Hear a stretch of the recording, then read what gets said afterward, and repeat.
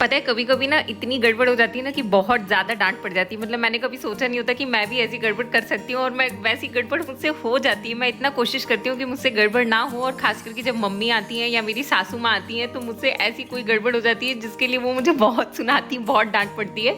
तो hello everyone, मैं हूँ Neha, welcome to my blog, welcome to my channel. कैसे हैं आप सब? तो बस आज मुझसे ना कुछ ऐसी गड़बड़ हो गई। मतलब ये संतान सप्तमी का व्रत है और आज के दिन मीठा पुआ बनता है। आटे में गुड़ को मिक्स करके, गुड़ के पानी को मिक्स करके जो मीठी पूड़ी बनती है ना, वो गणेश भगवान को चढ़ती है और वही हम लोग खाते हैं।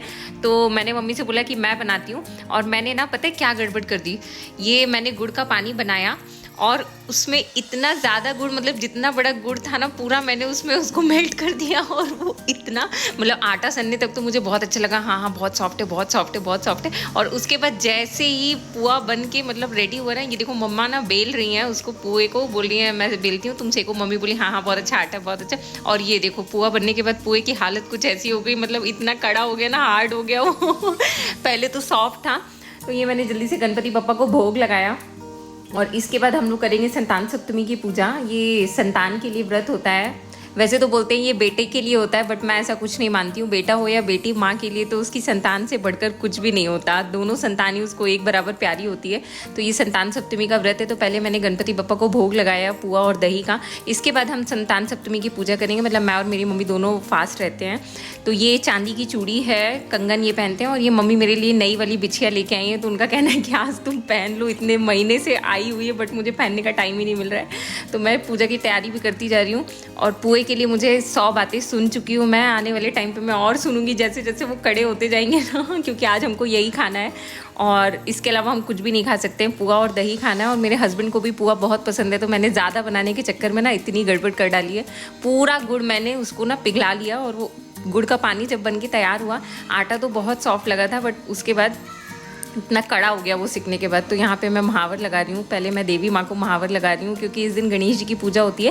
पार्वती माँ ने अपने बेटे गणपति जी के लिए, उनकी रक्षा करने के लिए, उनको शक्तिशाली बनाने के लिए ये व्रत रखा था। तो इसलिए मानते हैं कि माँ अगर ये व्रत रखती है तो बच्चे बहुत हेल्दी वेल्दी होते हैं, बहुत अच्छे रहते हैं। तो बस यही व्रत मैंने रखा है। तो मैं और मम्मी साथ में पूजा करेंगे। तो मम्मी डांट डांट के मुझे बोल रही है कि आज तो महावर लगा लो। मतलब मैं इतनी बिजी हो जाती हूँ ना तैयारियों में और बाकी सब काम में, कि मुझे ये सब कामों का टाइम ही नहीं मिलता है। और ये थोड़ा यूट्यूब पे देखना पड़ता है, वीडियोस बनाना, ये सब करना तो बहुत टाइम लगता है यार। तो ये सब चीज़ों के लिए टाइम नहीं मिल पाता। लेकिन आज मम्मी की डांट पड़ते पड़ते ही सुबह से ही शुरू है कि तुमने पुआ कड़ा कर दिया, अब तुम महावर लगाओ, बिछिया पहनो, ये करो वो करो, तभी तुम पूजा में बैठना। तो बस मेरी सासू माँ मुझे इतना नहीं बोलती हैं जितना मम्मी बोलती हैं कि नहीं नहीं ऐसा करो, वैसा करो, वैसा करो। माँ बोलती हैं, सासू माँ हाँ हाँ ठीक है, जैसा हो जाए वैसा कर लो, नहीं हो पा रहा है रहने दो। लेकिन मम्मी कहती है नहीं नहीं अच्छे से करो, पूजा कर रही हो तो ढंग से होना चाहिए, और तुम लोग कितना बिजी रहते हो।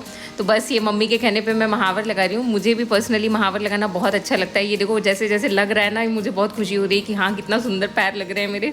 मुझे ज़्यादा अच्छे से आता नहीं है, बट हाँ जितना भी सिंपल आता है बहुत अच्छा लगता है मुझे लगाना। बचपन में हम लोग लगाते थे ना, आप में से कितने लोग बचपन में लगाते थे महावर? मतलब हमारे स्कूल में तो अलाउड नहीं रहता था, पूरे सॉक्स गंदे हो जाते थे, बट फिर भी हम जिद करते थे मम्मी को कि हमको लगा दो।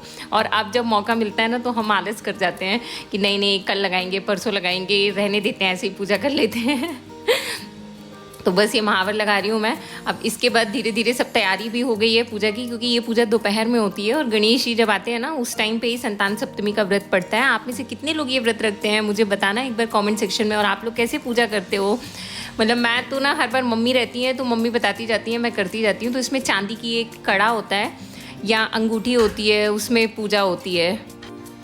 तो बस इस दिन गणपति बप्पा की ही पूजा होती है और गणेश जी विराजमान है। तो हम वहीं पे ही शंकर जी का और पार्वती जी की फ़ोटो रख के, गणपति जी की फ़ोटो रख के, और एक सुपारी लगती है इसमें, पान सुपारी ये सब भी चढ़ता है। तो मम्मी मुझे बताती जाती है, मैं तैयारी करती जाती हूँ। और सासू माँ मेरी वहाँ से फ़ोन करके बोलती है तुम ये खा लेना, वो खा लेना, वो खा लेना। और मम्मी भी यहाँ पे है ना, तो वो पीछे पड़ी रहती है, तुम बनाना शेक पी लो, तुम ऐसा कर लो, तुम वैसा कर लो, इतनी कमज़ोर हो गई हो।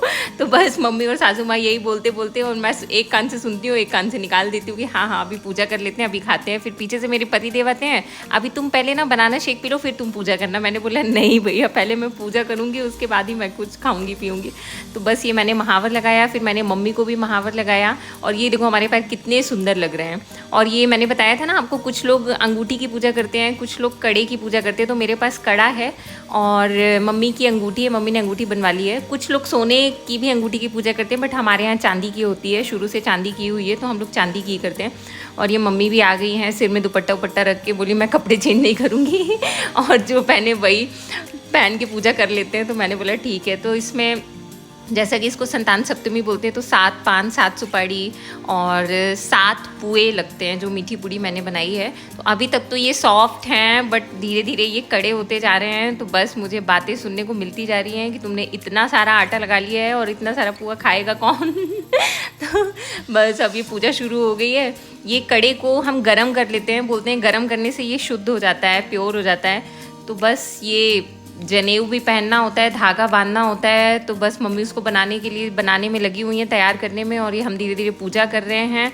और घर में कोई पूजा पाठ होती है ना तो बहुत अच्छा लगता है, मन भी खुश रहता है। मतलब थोड़ा बिजी तो हो जाते हैं, बट हाँ अच्छा लगता है। साल में एक बार ये फेस्टिवल आता है तो हमको लगता है हम अच्छे से कर लें। और हर बार मम्मी रहती हैं तो मम्मी मेरा पूरा साथ दे देती हैं कि कैसे करना है, बताती जाती हैं ऐसे करना है ऐसे करना है।